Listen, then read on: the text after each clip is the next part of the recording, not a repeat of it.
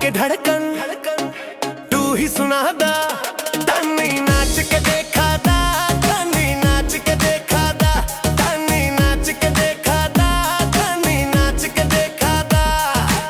गली गली में नाम बा तोहार, तोहरे हंसी पे मर जाला पूरा बाजार।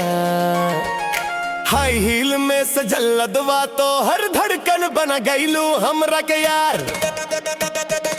बीत गिरे तब तू झूम झूम जा, सुरवा में बह के बुम बुम जा। तोहर नजरिया जादू करेला, हर दिल तहरा बस काबू करेला। गर्दा उड़ा दा, तन्नी पर्दा गिरा दा, दिलवा के धड़कन तू ही सुना दा।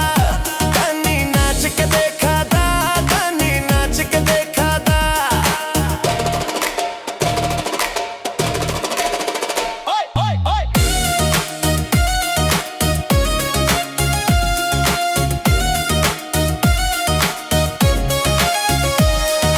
रतियां से हो गईल बिहानो हमार जान, अखियां कजरा लगा के तू रतिया के कर देलू भोर भोर भोर। रतियां से भइल बिहानो हमार जान, तोहर अखियन के काजल जादू हमरा दिलवा के ले गइलू रामा।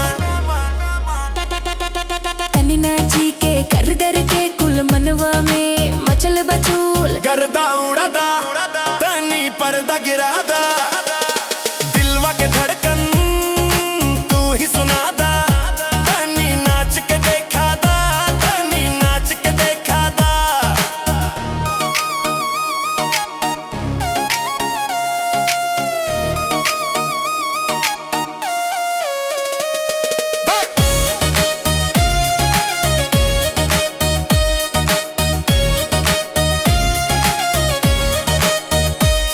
तनी धीरे से तू मुस्काई दा, मनवा के रिदम जगाई दा। तोहर सांस गरम गरम करे दिल पे मेल्ट, तोहर सांस गरम गरम करे दिल पे मेल्ट। तोहर कमरिया देख हो जाला फ्लैट, चेहरा तहार चांद से रोशन, तोहर मुस्कान में बाजा दू अनगिन। चांदनियन चेहरा पर टिकुली लगावती और नशा जाता दिन ना गिनल जाता। और भीड़ में चमके जैसे जुगनू के रोशनी, हर अदा पे झूमे सब हो के दीवाने रानी। तोहर अखियां करे बुलेट बुलेट, दिल वापस चला वेला डायरेक्ट शूट। तोहर स्टाइल बा रॉकेट रॉकेट, देखत है सब हो गइलू। गिरने के जैसे जुगनू के रोशनी, तोहर अगवा से हो गई दीवानी।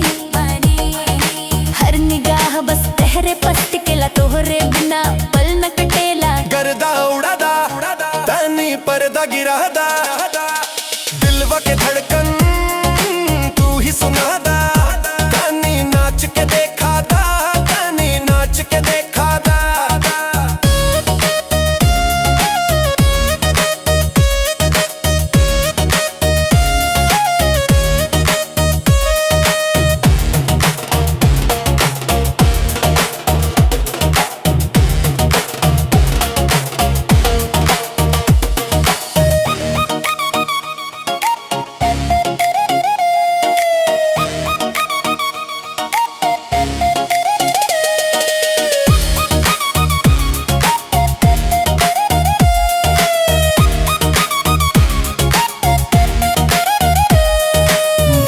चमके जैसे जुगनू के रोशनी, तोहरा दबाने बादी कष्टहारे।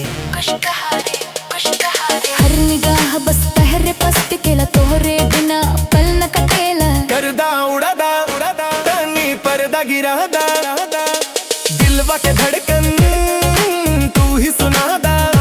तनी नाच के देखा दा, तनी नाच के देखा दा।